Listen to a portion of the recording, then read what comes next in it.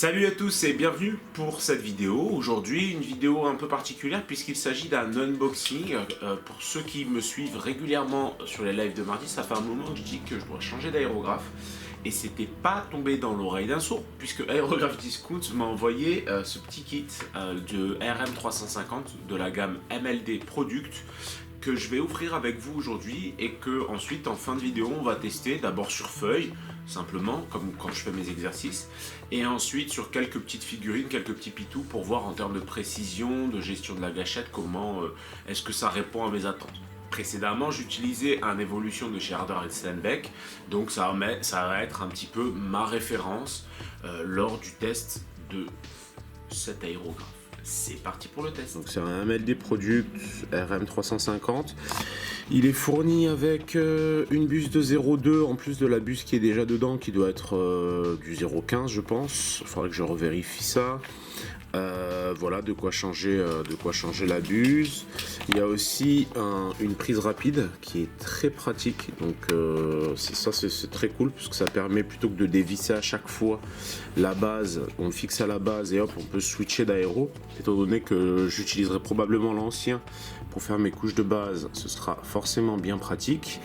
Et l'idée c'est de faire juste un petit test pour voir rapport à ce que je fais d'habitude avec mon aéro si ça match. Mais je vais tester, voir si j'arrive à faire buller pour mélanger dans le godet. Je vais faire quelques exercices sur feuille rapido pour voir la prise en main. Voilà, il y a une butée à l'arrière aussi pour le réglage du retrait, mais ça j'ai tendance à éviter de l'utiliser parce que ça me saoule, mais c'est un accessoire qui peut être intéressant. Donc voilà, let's go, je vais tester tout ça.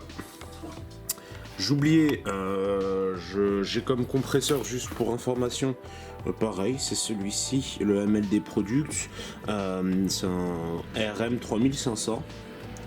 Donc voilà, on s'y perd pas trop dans les refs. Voilà, alors c'est un ancien que j'ai, ça fait un bail, qui est hors boîte. J'ai un câble en tissu, le petit câble en tissu. Alors là, moi j'en ai un, mais il est fourni aussi avec le compresseur, pas la chaussette par contre. La chaussette, elle n'est pas fournie avec le compresseur. Mais voilà, juste pour info au niveau du matériel que j'ai, pour que vous puissiez plus facilement vous y retrouver.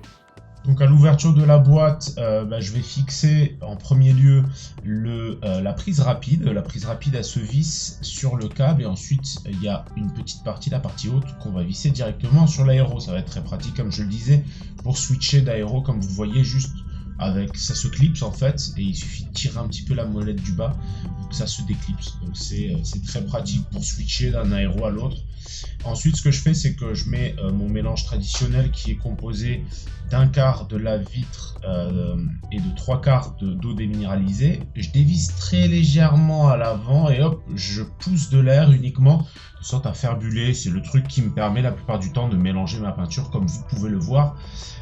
Juste là à l'instant, je rajoute un petit peu de verre sapin de chez Hansa, donc la Procolor.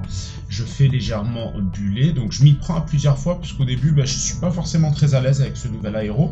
Et ensuite je commence à faire quelques exercices sur feuille, donc des lignes. Alors le retour que je peux vous en faire, je pense que c'est lié au fait que j'utilise, ça fait très longtemps, mon évolution et que du coup ma gâchette elle s'est pas mal adaptée. Là j'avais un peu plus de mal, c'était un peu plus sec au niveau de la sensation, mais je pense qu'au fur et à mesure du temps, évidemment, tout ça va s'améliorer avec un petit test sur un socle qui traînait pour viser seulement les parties que je vais vouloir avoir en verre. Et comme vous le voyez, ça s'applique bien, ça tourne bien, il n'y a pas de... Voilà, pour le moment, en fait, à ce moment-là du test, je suis là, je passe gentiment sur un petit gobelin, et en fait, j'oriente toujours ma peinture. Donc là, c'est un orc, mais j'oriente toujours ma peinture, et vous voyez que ça va vite, mais très légèrement, le dépôt se fait, et ça fonctionne très bien. Donc voilà, je m'y suis très rapidement fait, et franchement, je trouve que c'est un super produit, en fait, en comparaison d'un Evolution. Je pense que le rapport qualité-prix est là. Et puis ensuite, bien sûr, pour finir, je nettoie tout ça dans mon dévidoir. Merci d'avoir suivi tout ça. N'hésitez pas à checker en dessous dans la description le lien vers cet aéro. Merci à Aérographe Discount et à bientôt pour le prochain tuto.